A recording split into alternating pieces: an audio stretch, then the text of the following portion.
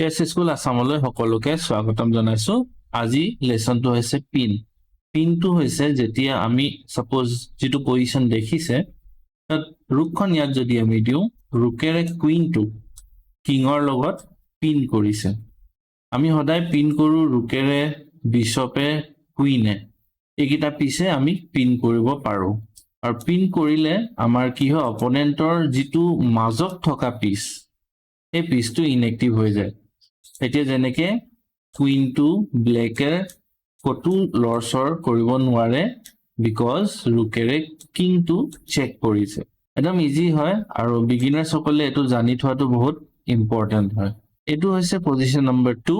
ইয়াতো black to play ব্লেকে pin কৰিব পাৰে আৰু চালটো হৈছে বিশপ d5। ৰুকখন আমি কিঙৰ লগত পিন কৰিলো। এটো হৈছে পজিশন নম্বৰ 3। ইয়াত হোৱাইটে ব্লেকক পিন কৰিব পাৰে। তো কোনটো চাল দিলে পিন হ'ব আপোনালোকে উলিয়াব পাৰিছেনে? Very good. বিশপ b5 আৰু আমি কুইনটো পিন কৰিলো। এটোৱে হৈছে পিনৰ সিম্পল পজিশনস। আমি এনেকে পিন শিকিছো। নেক্সট আমি আৰু বেলেগ বেলেগ আইডিয়াজ শিকি গৈ থাকিম। তো তাৰ কাৰণে আমাৰ চেনেলটো সাবস্ক্ৰাইব কৰি লবা।